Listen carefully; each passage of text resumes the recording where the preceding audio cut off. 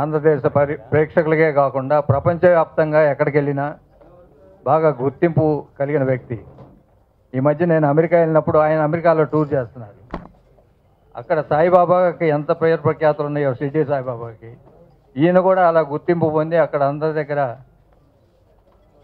చాలా షోస్ కూడా నిర్వహించాడు ఈ మధ్య అమెరికాలో. అవన్నీ మీరు పేపర్లో అక్కడక్కడ చూసి ఉంటారు.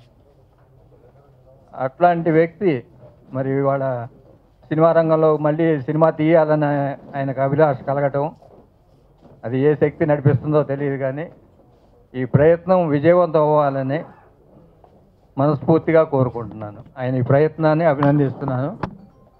మీ సహకారం కూడా ఆయనకి ఎల్లప్పుడూ ఉంటుందని ఆశిస్తున్నాను. శ్రీ దత్తసాయి మందిర్ శాండ్రమన్లో అప్పుడు తను వచ్చినప్పుడు ఒక స్కిట్ చేద్దామని ప్లాన్ చేశారు. మా టెంపుల్లోని డివోటీస్ అందరూ ఉత్సాహంగా, వాళ్ళకి ఎలాంటి స్టేజ్ ఎక్స్పీరియన్స్ లేకున్నా కానీ ఒక 2-3 రోజుల్లో విజయ్ చంద్ర గారు వాళ్ళని ప్రిపేర్ చేసి ఒక 20-30 మంది పిల్లల్ని, ఒక 20-30 మంది అడల్ట్స్, మగవాళ్ళు ఆడవాళ్ళు అందరినీ ప్రిపేర్ చేసి షో వేయడం జరిగిందండి. అద్భుతంగా వచ్చింది. అది టీవీ కవరేజ్ కూడా వచ్చింది. అయితే మా వాళ్ళు అంతటితో ఆకుండా ఇంకా ముందుకు వెళ్ళి మొన్న ఈ మధ్యన ట్రై వ్యాలీ తెలుగు అసోసియేషన్ వాళ్ళు సంక్రాంతి సంబరాలు జరుపుకున్నప్పుడు ఆ సాయి స్కిట్లోని ఒక భాగం వాళ్ళేశారు.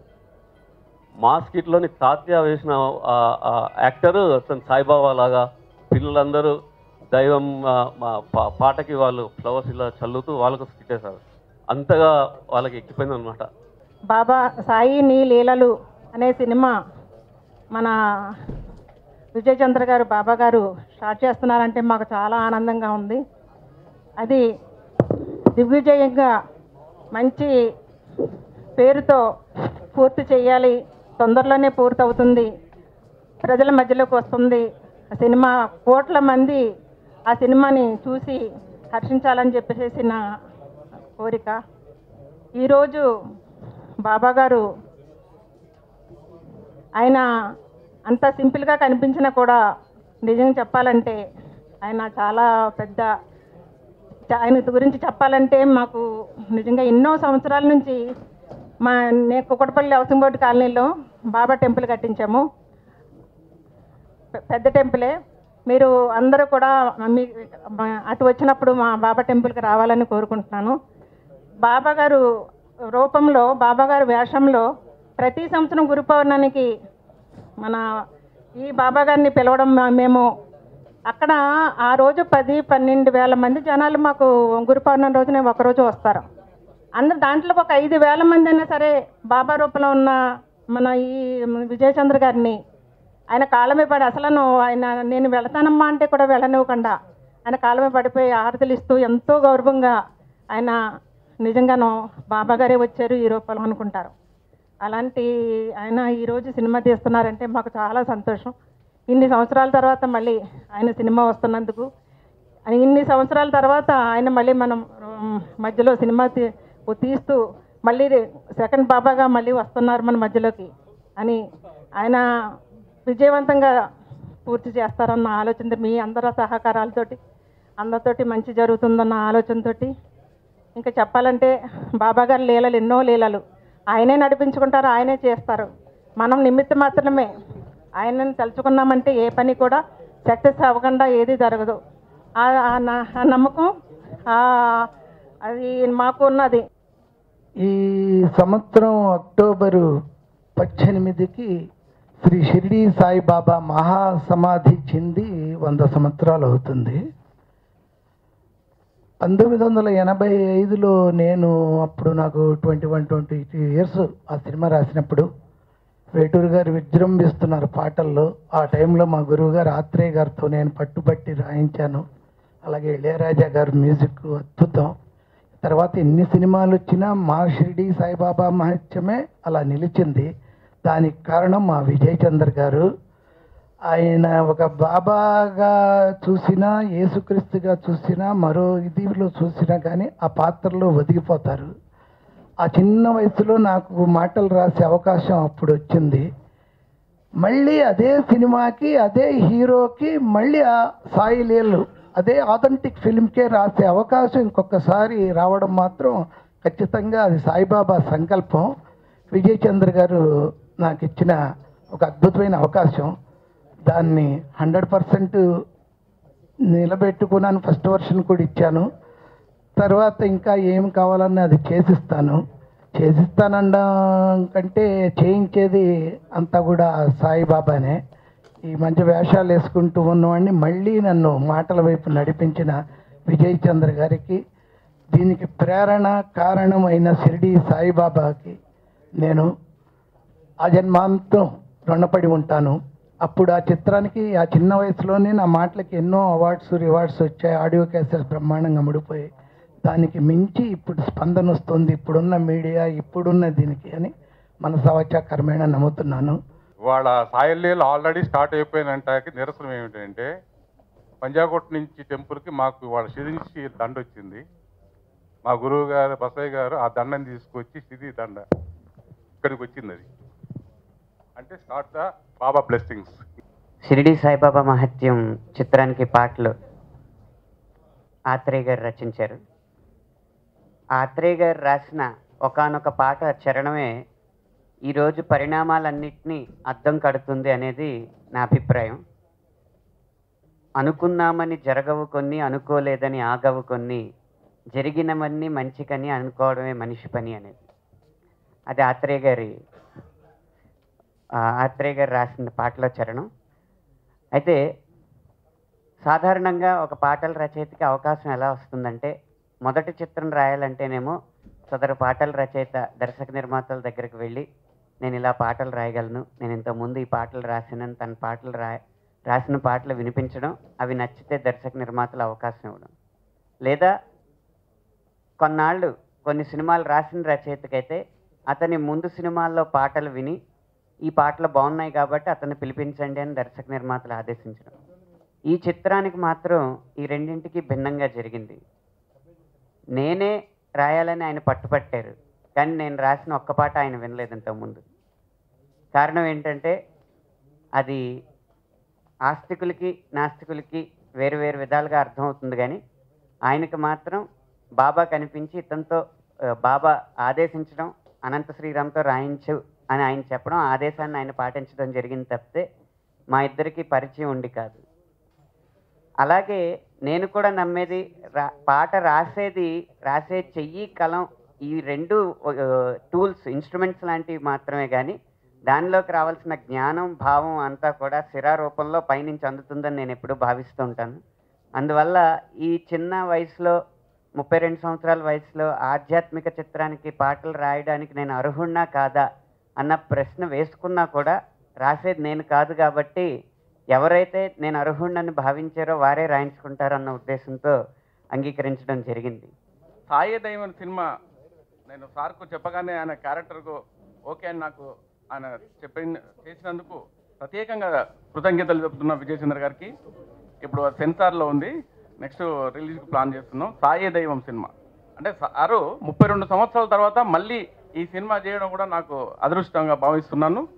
ముఖ్యంగా షిరిడి సాయిబాబా భక్తులందరికీ వచ్చినందుకు అందరికీ పేరు పేరున కూడా హృదయపూర్వకంగా కృతజ్ఞతలు తెలుపుకుంటున్నాం. గంగా ప్రవాహంలాగా తర్వాత విజయ్ చంద్ర గారు అనేక సినిమాలు, మొట్టమొదటిసారి బుద్ధిమంతుడు, మరో ప్రపంచం, రౌడీ రాణి, సుపుత్రుడు, బస్తీ బుల్బుల్, సిఐడి రాజు, ఇంకా అనేక చిత్రాలు నటించారు.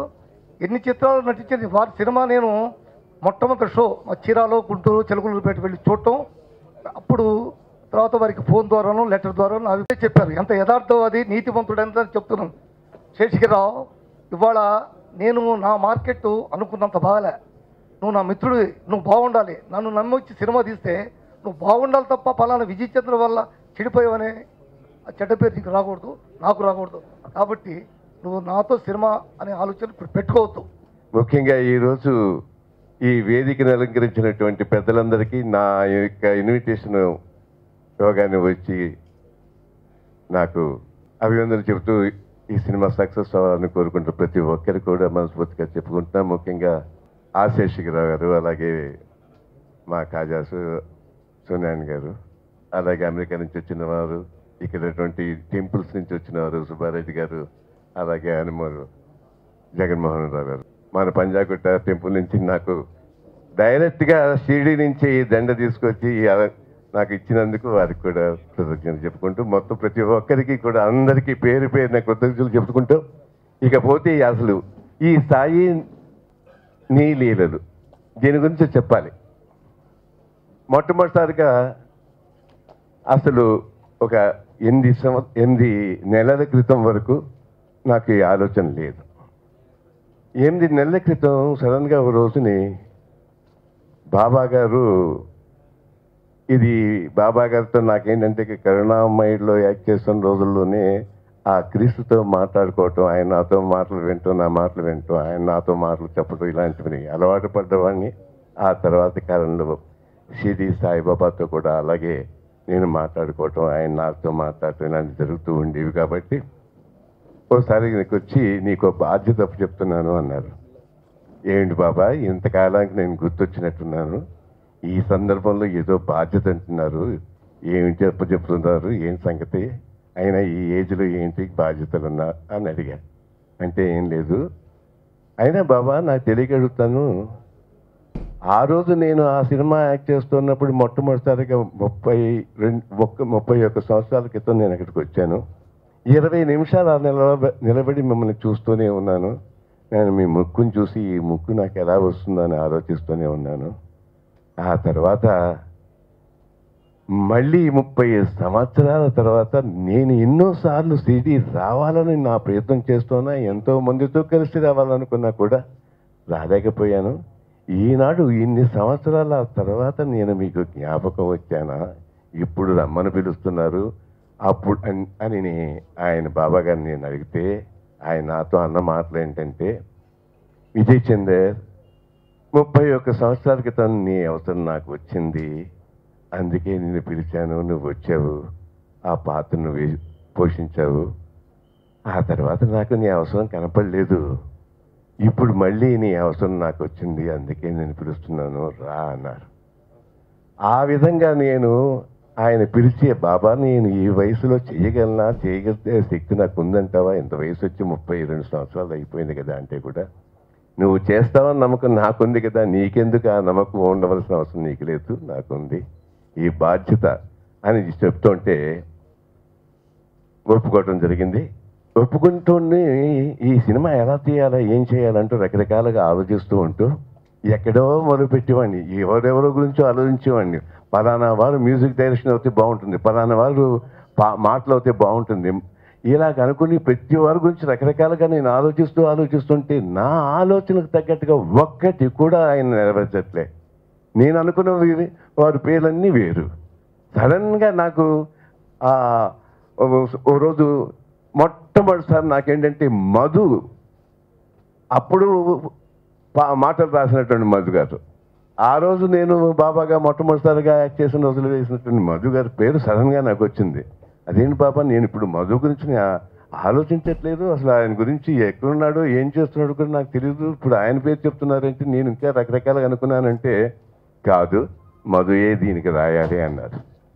అలాగా తోటపల్లి మధు దీనికి రావడం జరిగింది. ఇకపోతే మాటల గురించి బ్రహ్మాండంగా అప్పుడే 2 నెల 15 రోజుల నుంచి మాటలు రాస్తూ ఒక వెర్షన్ అయిపోయింది, సెకండ్ వెర్షన్ కూడా పూర్తిగా దగ్గర పడుతుంది. ఈలోపు నా పాటలు ఎవరు రాయాలి అనుకుని నేను రకరకాలుగా 5 పేర్లు మహత్తరమైనటువంటి మంచి పేరు ప్రదర్శిస్తున్న వాళ్ళ, వీరు రాయాలి, వీరు రాస్తే బాగుంటుంది, వాళ్ళు రాస్తే బాగుంటుంది అనుకుంటూ ఉండగా ఇది యథార్థంగా నాకేంటంటే ఆయన ఎవరో తెలీదు, ఆయన పాట కూడా ఒక్కసారి బాబు అనంత శ్రీరామ ఆయన పేరు విన్నాను తప్ప ఆయన పాట కూడా నేను వినలే. ఆయన ఈయన పలానా ఆయన రాస్తాడు అని విన్నానే తప్ప ఏ పాట రాశాడు అని నాకు తెలియదు. అలాంటి సమయంలో బాబా గారు అనంత శ్రీరామ్ పేరు రాయటం చెప్పటం వెంటనే నేను కాంటాక్ట్ చేసి ఆయన అడిగేటప్పటికీ తప్పకుండా చేస్తా అన్నారు. ఇలా అయిపోయిన తర్వాత రకరకాలుగా ఎంతోమంది పేర్లు ఆలోచించా, ఏది మ్యూజిక్ డైరెక్షన్ ఎవరా అని. ఎందుకంటే ఈ సాయిబాబా నీ లీలలో అనే సినిమాలో ముఖ్యంగా మేము చేయబోయేది, మేము చేద్దాం అనుకున్నది, దాంట్లో ఏం చూపెట్టాలనుకున్నది ఏమిటంటే ఒకటి. ఆ రోజు ఆ సాయిబాబా జీవిత చరిత్రలో మేము చూపెట్టింది ఏంటంటే ఆయన జీవితం ఏమిటి, ఎందుకు వచ్చారు, ఎలా వచ్చారు, ఏం చేశారు అని చెప్పాం.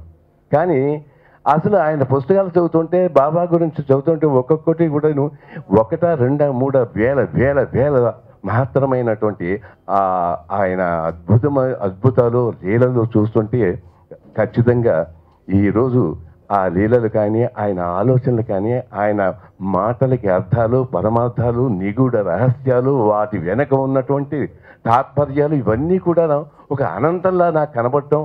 ఆ అనంతం నుంచి వచ్చిన పేరు ఈ అనంత శ్రీరాము పాటలు రాయాలన్నది ఆయన నాకు కలిగించినటువంటి ఆ అనంతం అని ఆయన అనుకుంటుంటే ఈయన పేరు అక్కడ వచ్చింది.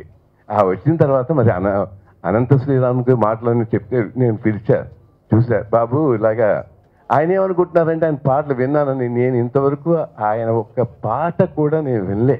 ఆయన రాసిన పాట ఇదని కూడా నాకు తెలియదు. తక్కిన వాళ్ళందరూ చాలా పెద్ద మ్యూజిక్ పాటలు రచయితలు ఉన్నారు, వాళ్ళందరూ రాసినవి తెలుసు. నా పాటల్లో, నా సినిమాలో పాటలు వాళ్ళు రాసినవి ఎన్నో ఉన్నాయి, అవి తెలుసు.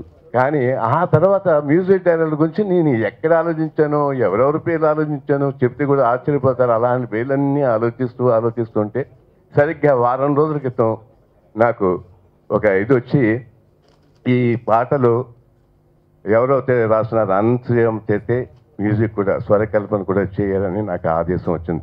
ఈ సినిమాలో నేను మళ్ళీ చేయాలని నాకు ఆ బాబా గారి ఆదేశం ఏ విధంగా వచ్చిందో, ఆయన ఆదేశాల ప్రకారంగా నేను అనుకున్నది ఒక్కటి కూడా కాకుండా ఆయన చెప్పిన ప్రతి పేరు కూడా అలా వస్తూ వచ్చి ఆయన చెప్పగా నేను ఇది బాబా ఆదేశం అని నేను నమ్ముతున్నాను అన్న మాట ఉంది.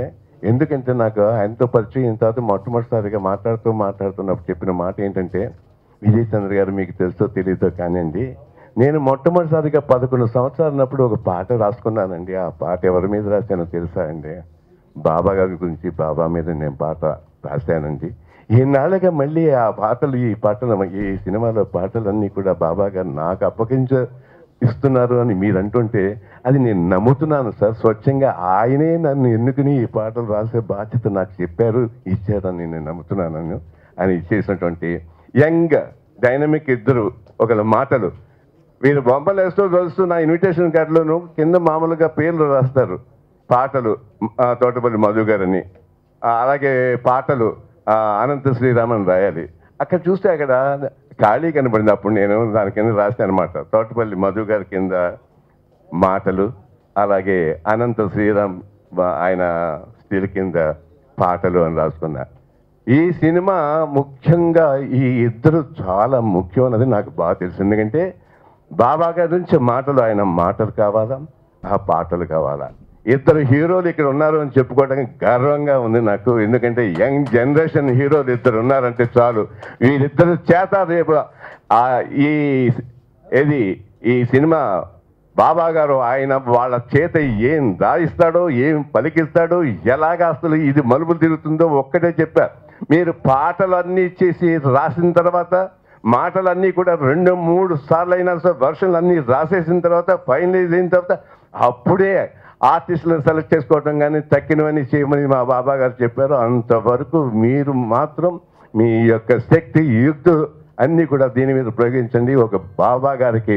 ఎందుకంటే బాబా గారు 30 సంవత్సరాల నన్ను మళ్ళీ పిలిచి నాకు ఈ బాధ్యత అప్పచెప్పారంటే ఆయనకి ఏదో ఆలోచన ఉంటుంది. ఆ ఆలోచన నాకు తెలిసింది ఏంటంటే, ఈ సినిమా ఒక్క తెలుగులోనే కాకుండా ఇండియాలో ఉన్నటువంటి అన్ని భాషల్లోనే కాకుండా, ఎలాగైతే బుద్ధుడు ఏ విధంగా అయితే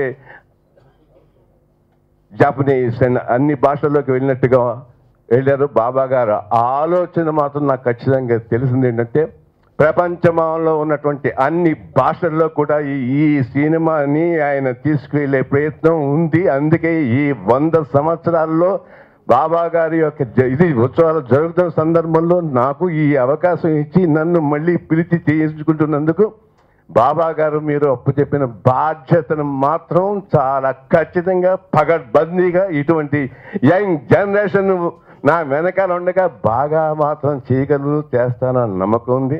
ఇక వేషం వేయటం కోసం ఈరోజే చెప్తున్నా, మీరు నన్ను ఏ విధంగా నడిపిస్తారో ఆ విధంగా నడిచి మళ్ళీ మీ యొక్క రూపాన్ని ప్రజల్లోకి కొత్త జనరేషన్ యంగ్ జనరేషన్లోకి తీసుకువెళ్తా, మీ మాటలు తీసుకెళ్తా, మీ ఆలోచనలు తీసుకెళ్తా. మీకున్నటువంటి మహత్తరమైన ఆలోచన ఎవరైనా ఎప్పుడైనా సరే ఏ రూపంలో అయినా సరే భగవంతుని మీరు ప్రార్థించుకోవచ్చు. బాబా గారు చెప్పింది ఏ రూపంలోనైనా సరే నువ్వు ప్రార్థించు, అది చాలు. కులాలకి మతాలకి అతీతమైనటువంటి సమస్త మానవుల మధ్యన ప్రేమ సామ్రాజ్యం సృష్టించబడాలి అన్నదే ఆయన తపన, కోరిక, ఆవేదన. అందరి ప్రజల్లోనూ అందరి మానవత్వంలోనూ ఒక మహత్తరమైన మార్పు రావాలన్న కోరుతూ ఉన్నటువంటి ఆ బాబా గారి ఆలోచనలకి మాత్రం ఆయన ప్రకారంగానే, ఆయన ఆలోచనల ప్రకారంగా ఆయన ఏ విధంగా ఆదేశిస్తారో ఆ ఆదేశాల అనుగుణంగానే వీరిద్దరూ రాస్తారు, చేస్తారు అని నమ్మకం ఉంది. అలాగే మీకు మహత్తరమైన సినిమాను మాత్రం నేను ఇవ్వగలుగుతాను. ఈరోజు ఇక్కడికి వచ్చినటువంటి మహానుభావులు గట్టు రామచంద్ర గారు వచ్చారు, అలాగే పెద్దలు వచ్చారు. అందరికీ కూడా మీ అందరికీ మరొకసారి థ్యాంక్స్ చెప్పుకుంటూ, మా సినిమాని ఆశీర్వదించండి అని పిలుస్తారు ఎవరైనా, కానీ బాబా సినిమాని ఆశీర్వదించే ధైర్యం ఎవరు చేయరేమో. ఎందుకంటే ఆయన ఆశీస్సులే పొందాలని కోరుకుంటారు కాబట్టి ప్రధానంగా ఇక్కడికి వచ్చిన నేను కూడా బాబా ఆశీస్సులు పొందుదామని వచ్చాను తప్ప మరొకటి కాదు. ఏదైనా విజయ్ చంద్ర గారికి ఒక ప్రత్యేకమైన ఆడియన్స్ ఉన్నది. నేను చాలా పబ్లిక్ మీటింగ్లలో వాళ్ళు చూసినప్పుడు చూసేవాళ్ళము. ఒక తరమైన ఒక రకమైన ఆరాధ్య దైవంగా ఆయన్ని పూజిస్తూ ఉంటారు. అంటే రాముడు, కృష్ణుడు అనగానే రామారావు అని ఎట్లా పూజిస్తారు, నేటి తరం దేవతలుగా ఇవాళ బాబా అన్న, ఈ ప్రభు అన్న విజయ్ చంద్ర గారి రూపంలోనే చూసుకోవడం ప్రజలు అలవాటుగా పడ్డారు. ఆయన చూడు దారిముడు పోగానే బాబా బాబా అని వచ్చి ఆశీర్వాదం పొందుతూ ఉంటే మేము ఆశ్చర్యపోయాం. నేను ఇక్కడ ఒక ప్రకాశం జిల్లాలో చూశాను, అట్లాగే రంగారెడ్డి జిల్లాలో చూశాను. ఆయన కనపడగానే చాలామంది రోడ్డు ఎమ్మడి పోయేటోళ్ళు రావడం, ఆశీర్వాదం పొందటం, ఆయన ఆశీర్వదిస్తే ఒక రకమైన తృప్తిగా వెళ్ళిపోవడం చూసినప్పుడు బాబాకున్న ఆ ప్రత్యేకతని విజయ్ చంద్ర గారి రూపంలో ప్రజల్లోకి వెళ్తుంది అనే దాన్ని మనం అందరం నమ్మాం. చేయడం కరెక్ట్ అండి. మీరు 100% ఇది సంచలన విజయం సాధిస్తుందంటే వెనగానే అన్ని భాషల్లో కూడా చేస్తున్నాను, ఇంకా సూపర్ అని చెప్పారనమాట. సో ఇంత మంచి సినిమాలో టీంలో నేను కూడా ఉన్నందుకు గర్వంగా ఫీల్ అవుతున్నాను. సో డెఫినెట్గా ఇది ఆల్ లాంగ్వేజ్లో 100 days సినిమా అవుతుంది. Hi, this is Ruksha. To watch more interesting videos of India Glitz, subscribe to IG Telugu.